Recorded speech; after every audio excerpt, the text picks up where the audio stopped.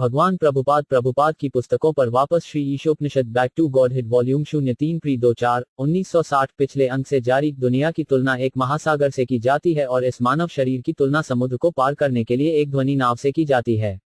वैदिक शास्त्रों और आचार्यों की तुलना विशेषज्ञ नाविक से की जाती है और अन्य जानवरों की तुलना में मनुष्य की सुविधाओं की तुलना एक अनुकूल हवा से की जाती है जो नाव को वांछित गंतव्य तक सुचारू रूप से चलाने में मदद कर सकती है।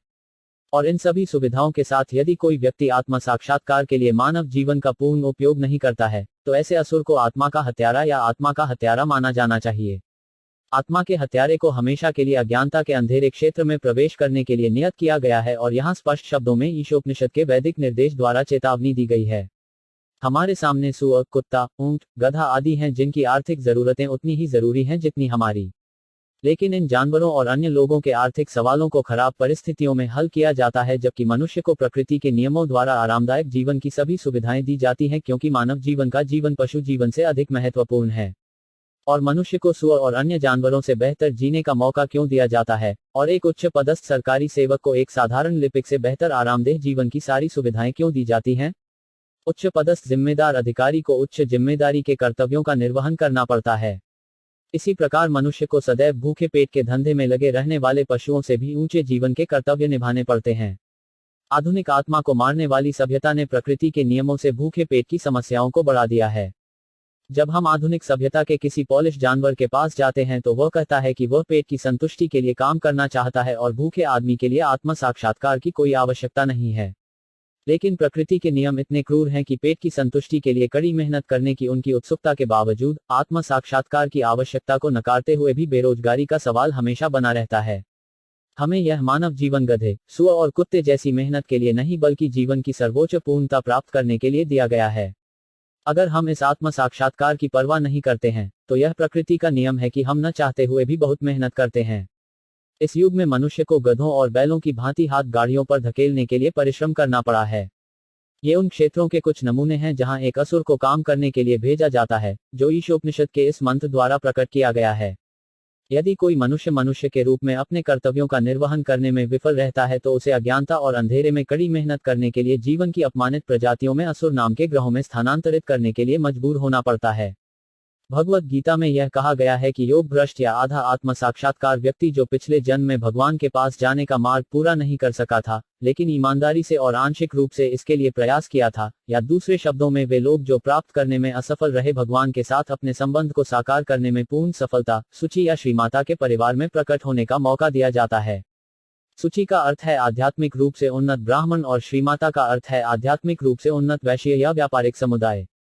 इसका अर्थ है कि ऐसे असफल उम्मीदवारों को पिछले जन्म में आत्म साक्षात्कार के लिए उनके ईमानदार प्रयासों के कारण आत्म साक्षात्कार की खेती करने का बेहतर मौका दिया जाता है। असफल उम्मीदवारों को सम्मानित कुलीन परिवारों में जन्म लेने का मौका दिया जाता है और उन लोगों की क्या बात करें जिन्होंने प्रयास में पूरी तरह से सफलता हासिल की है। ईश्वर या ईशावास्या की प्राप्ति के लिए भी प्रयास करना ऐसे कुलीन परिवारों में अगले जन्म की गारंटी है। लेकिन जो लोग इस तरह का प्रयास बिल्कुल नहीं करते हैं और ईशावास्या की भावना के बिना सब कुछ करना चाहते हैं वे भ्रम से आच्छादित माने जाते हैं। ऐसे भ्रम में रहने वाले व्यक्ति बहुत अधिक भौतिकवादी होते हैं और भौतिक भोग के स्वभाव से जुड़े होते हैं।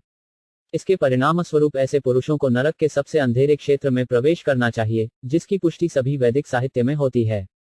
ऐसे भौतिकवादी असुर कभी कभी भौतिक समृद्धि के अंतिम उद्देश्य के साथ धार्मिकता का प्रदर्शन करते हैं और उनके लिए भगवत गीता उन्हें आत्मभाव संभाविता या अज्ञानी पुरुषों और भौतिक धन के वोटों द्वारा सशक्त झूठी पूर्णता के बल पर स्वयं निर्मित महापुरुषों के रूप में फटकारती है।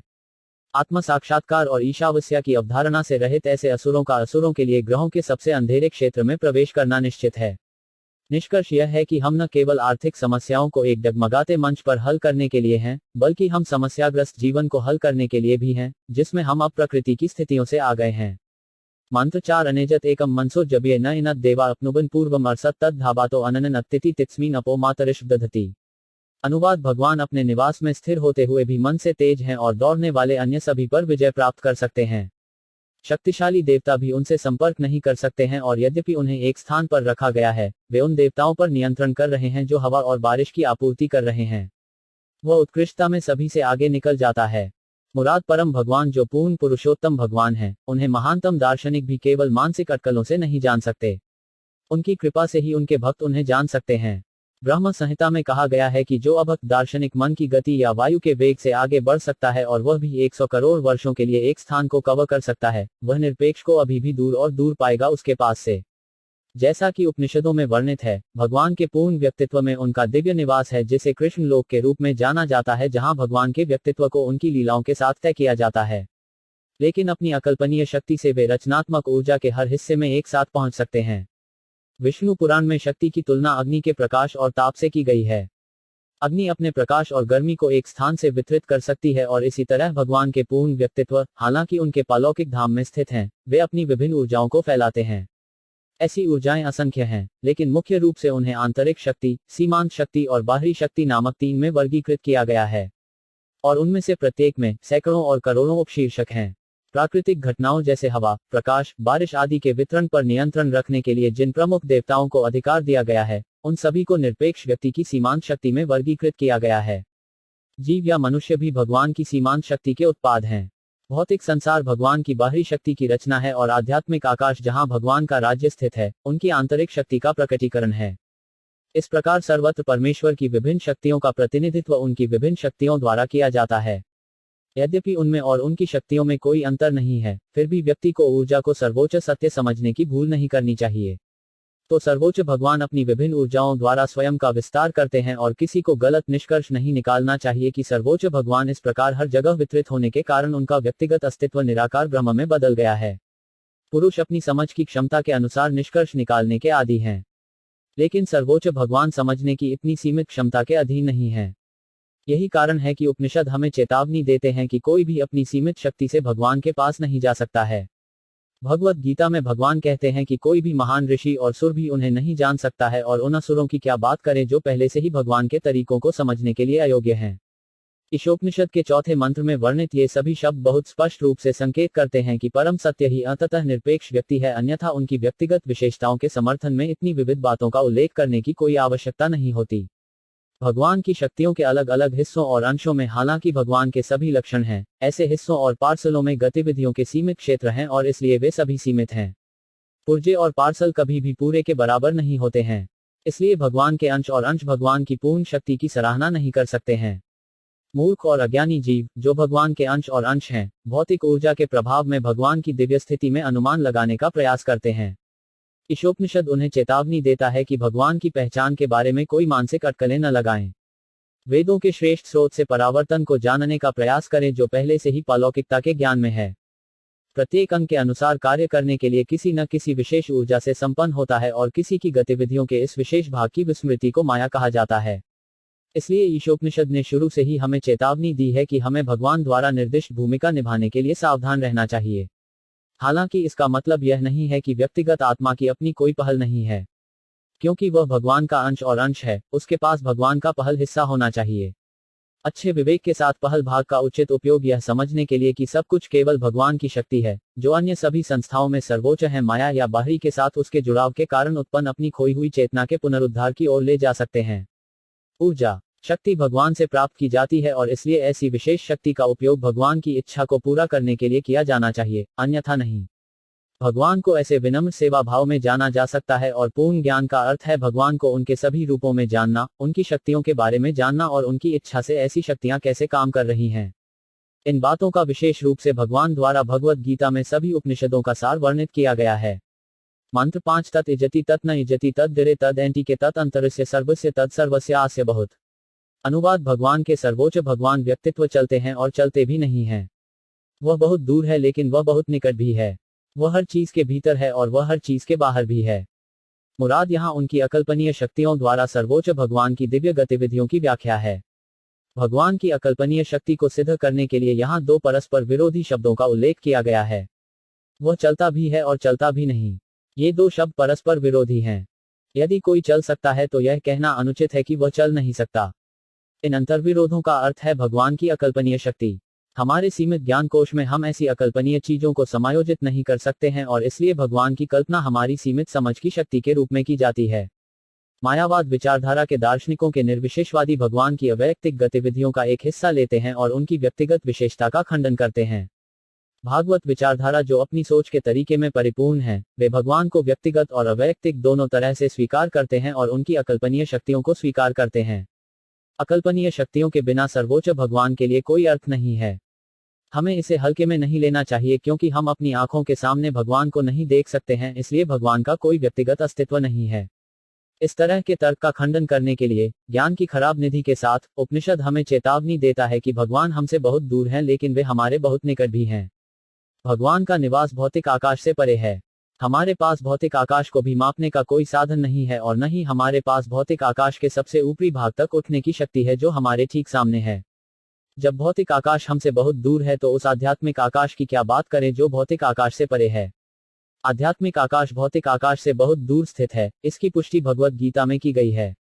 लेकिन भगवान के इतने दूर होने के बावजूद वे 1 सेकंड से भी कम समय में मन या वायु से अधिक शक्तिशाली गति से हमारे सामने उतर सकते हैं। वह इतनी तेजी से चल सकता है कि कोई भी उसे गति में पार नहीं कर सकता। यह तथ्य पिछले श्लोक में पहले ही वर्णित किया जा चुका है। जब भगवान का व्यक्तित्व इस प्रकार हमारे सामने आता है तो हम उसकी उपेक्षा करते हैं। मूर्ख लोगों की ओर से इस लापरवाही की निंदा भगवत गीता में भगवान ने की है।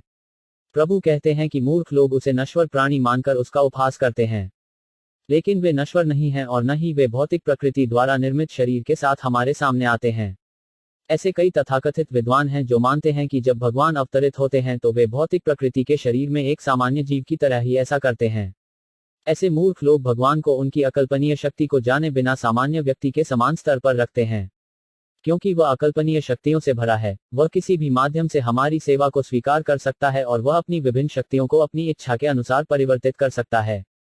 अविश्वासियों का तर्क है कि भगवान स्वयं अवतार नहीं ले सकते हैं या यदि वे ऐसा करते हैं तो वे भौतिक ऊर्जा के रूप में अवतरित होते हैं। यदि हम उसकी अकल्पनीय शक्तियों को हर समय स्वीकार करते हैं तो यह तर्क निरर्थक हो जाता है।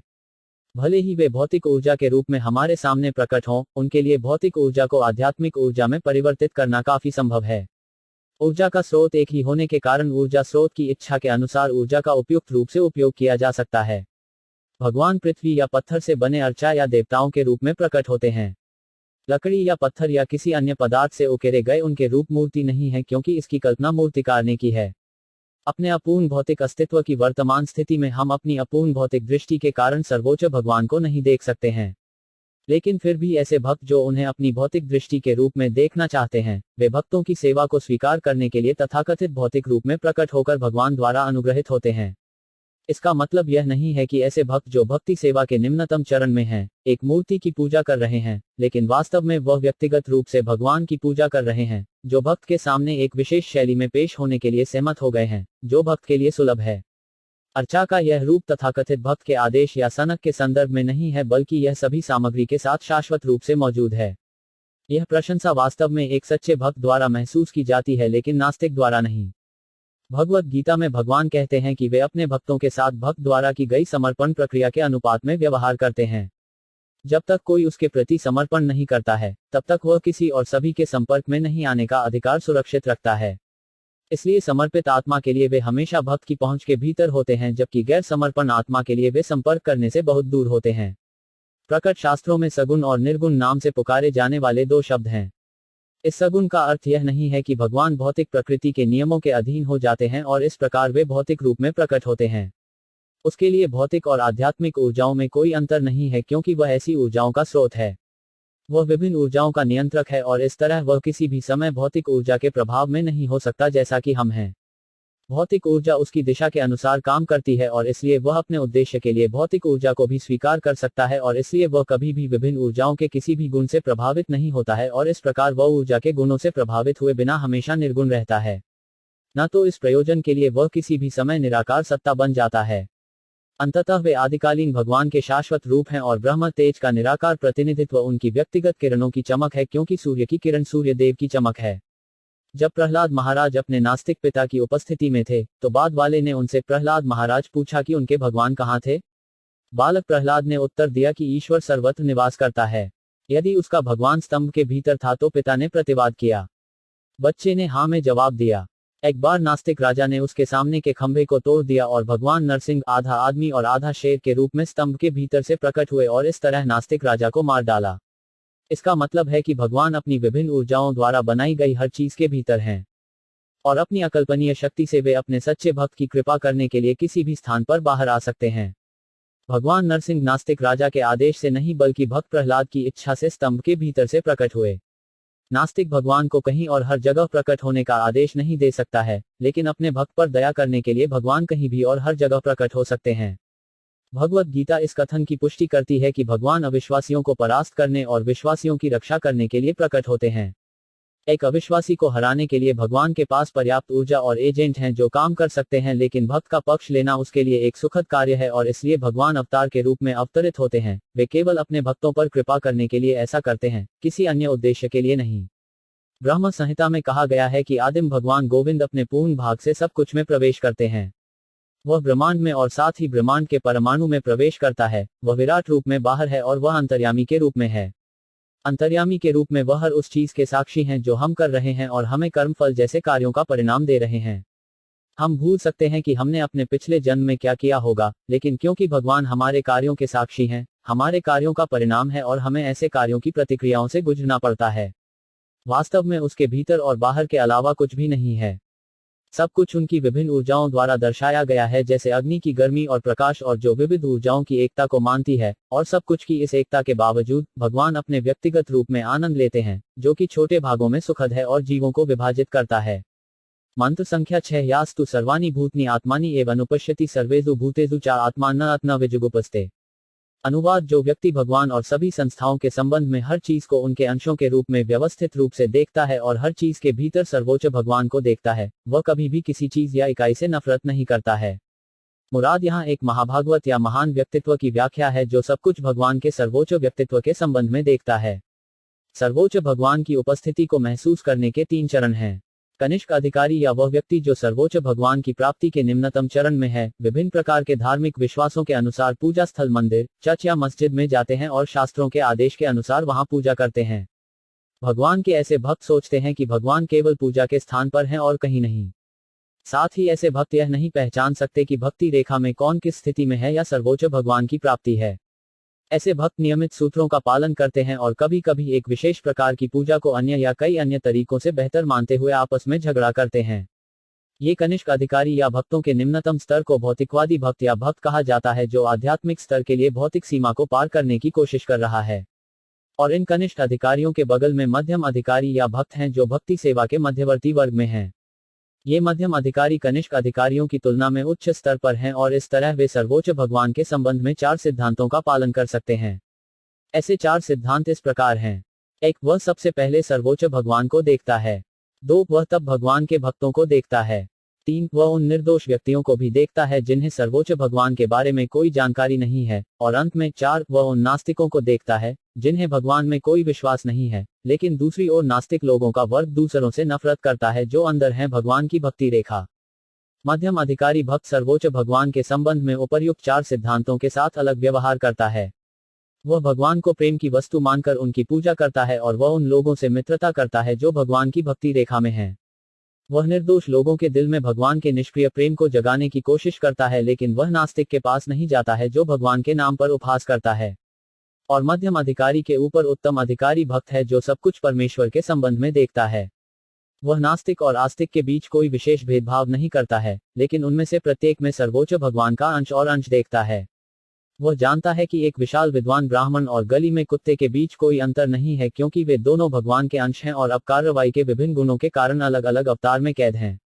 भगवान के ब्राह्मण कर्ण ने भगवान द्वारा दी गई अपनी छोटी स्वतंत्रता का दुरुपयोग नहीं किया है, लेकिन कुत्ते के कर्ण ने अपनी छोटी स्वतंत्रता का दुरुपयोग किया है और इस प्रकार उसे कुत्ते के रूप में प्रकृति के कानून द्वारा दंडित किया जाता है।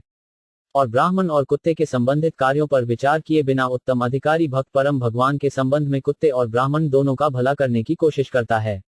भगवान के ऐसे विद्वान उत्तम अधिकारी भक्त ब्राह्मण या कुत्ते के भौतिक शरीर से आकर्षित नहीं होते हैं, लेकिन वे संबंधित संस्थाओं की आध्यात्मिक चिंगारी से आकर्षित होते हैं। अन्य जो कुत्ते और ब्राह्मण के बाहरी तंबू के संदर्भ में ऐसे उत्तम अधिकारी का अनुकरण करते हैं और केवल शारीरिक संबंध के संदर्भ में व्यवहार करते हैं, वे झूठे परोपकारी हैं। इसलिए सार्वभौमिक भाईचारे की अवधारणा भगवान के उत्तम अधिकारी भक्त से सीखी जानी चाहिए, न कि किसी ऐसे मूर्ख व्यक्ति से जिसके पास व्यक्तिगत आत्मा और सर्वोच्च भगवान के सुपरसोल पूर्ण भाग के बारे में कोई दृष्टि नहीं है। ईशोपनिषद के इस मंत्र में स्पष्ट रूप से उल्लेख किया गया है कि व्यक्ति को पिछले आचार्य का अनुसरण करके पालन करना चाहिए। अनुपश्यति इस संबंध में प्रयुक्त सटीक शब्द है। अनु का अर्थ है पालन करना और पश्यति का अर्थ है पालन करना। किसी को चीजों को देखने की कोशिश नहीं करनी चाहिए जैसे वह नग्न आंखों में देखता है। भौतिक दोष के कारण नंगी आंखें कुछ भी और सब कुछ ठीक से नहीं देख सकती हैं। जब तक किसी सुपीरियर स्रोत से इसके बारे में नहीं सुना है तब तक कोई ठीक से नहीं देख सकता है। सर्वोच्च श्रेष्ठ स्रोत स्वयं भगवान द्वारा बोले गए वैदिक कथन है और सत्य भगवान से ब्रह्मा जी, ब्रह्मा जी से नारद, नारद जी से व्यास जी और व्यास जी से उनके कई शिष्यों तक आ रहा है।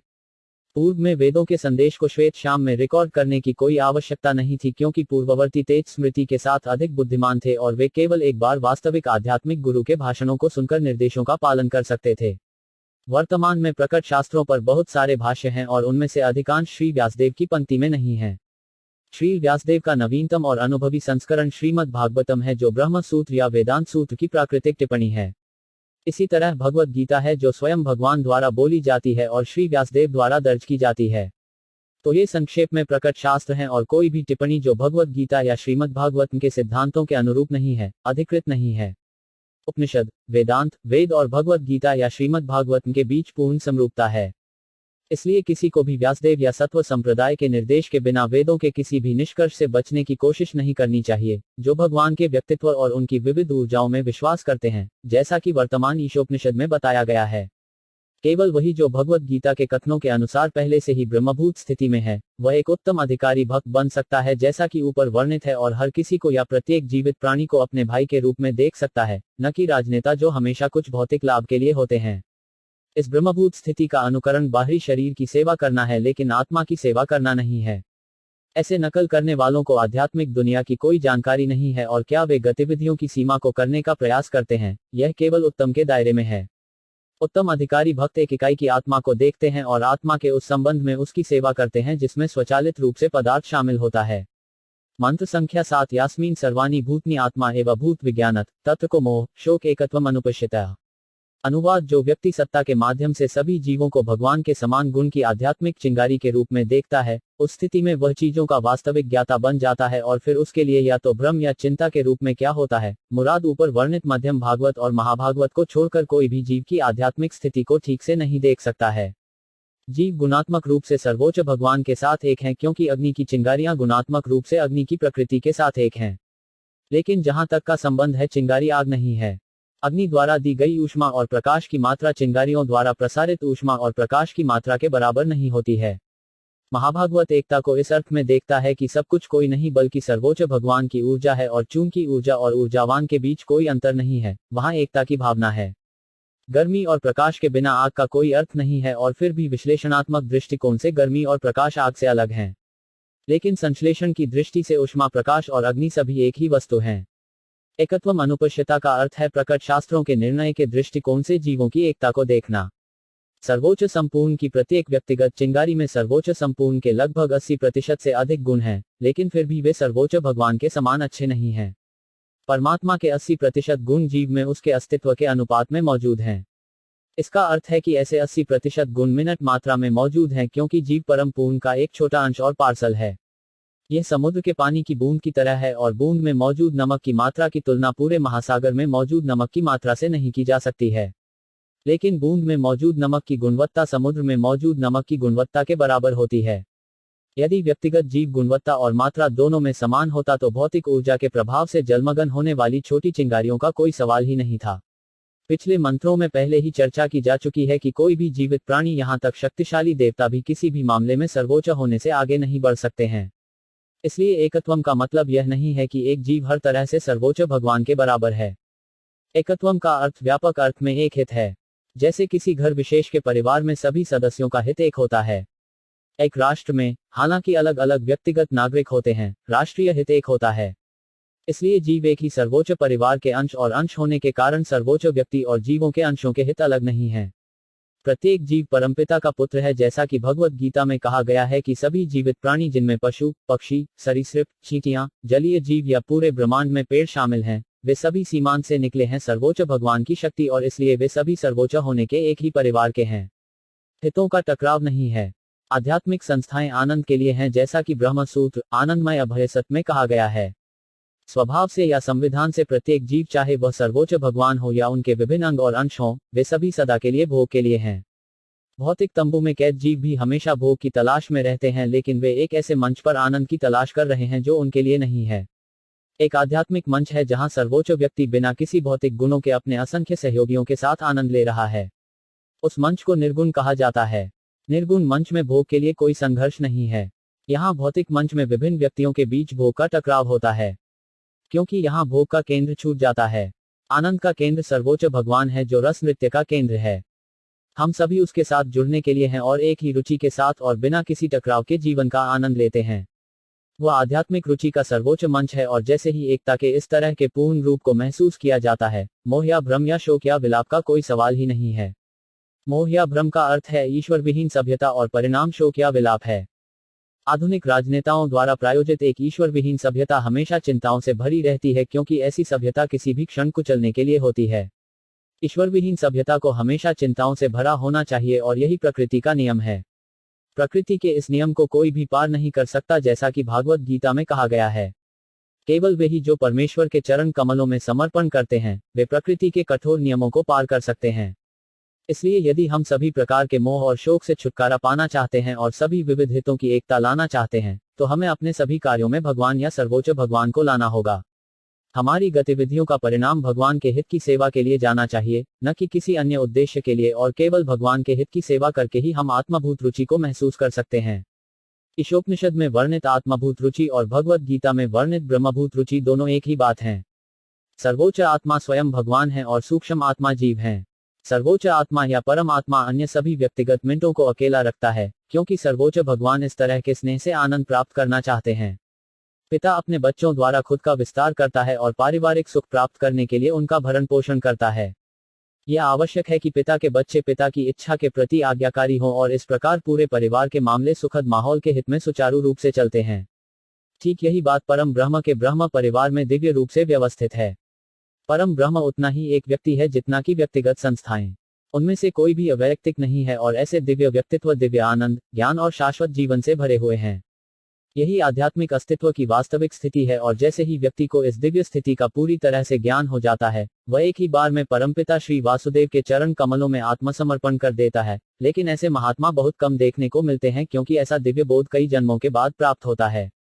लेकिन एक बार प्राप्त हो जाने पर कोई मोह या शोक नहीं होता है, भौतिक अस्तित्व का कोई और दुख नहीं होता है और कोई जन्म और मृत्यु नहीं होती है, जैसा कि हम अपने जीवन की वर्तमान स्थिति में अनुभव करते हैं।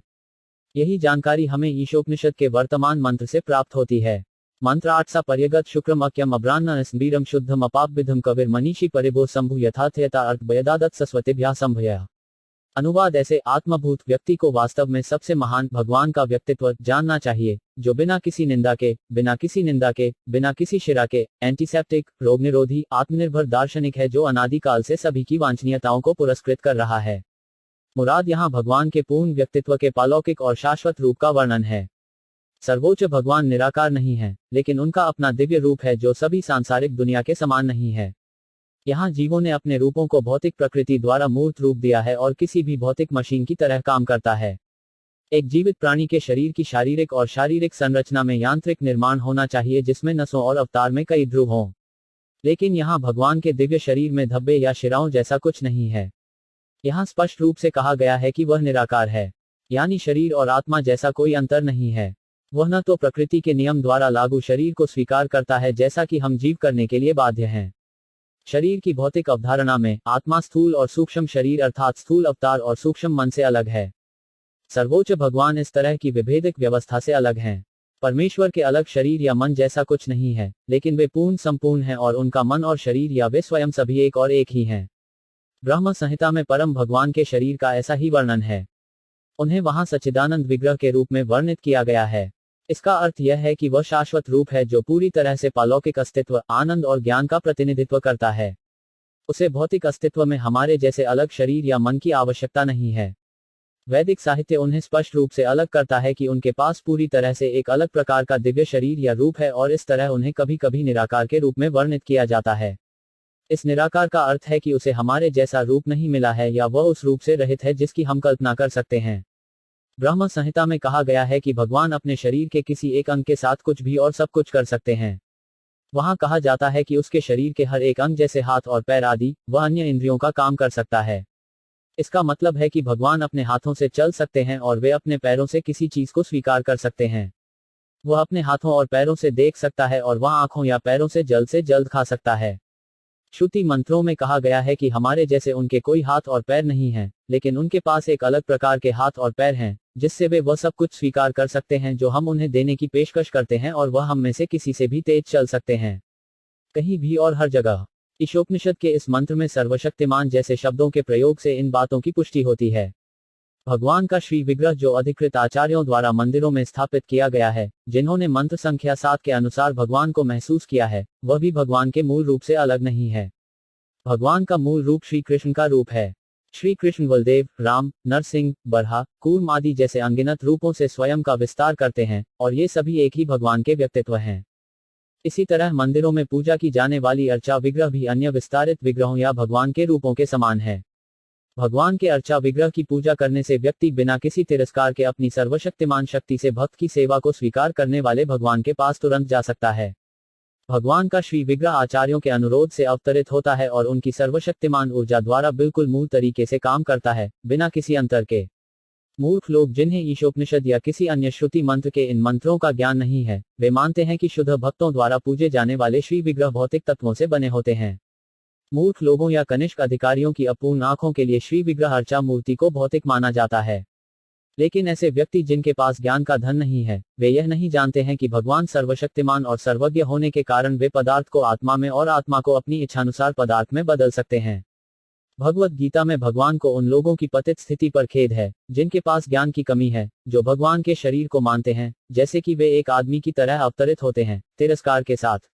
ऐसा घटिया ज्ञान वाला व्यक्ति भगवान की सर्वशक्तिमानता को नहीं जानता। मानसिक सट्टेबाजों के लिए इसलिए भगवान स्वयं को पूर्णता में प्रकट नहीं करते हैं। समर्पण के अनुपात में ही भगवान की सराहना की जाती है, क्योंकि जीव की पतित स्थिति भगवान के साथ जीव के संबंध की विस्मृति होते ही संभव हो जाती है।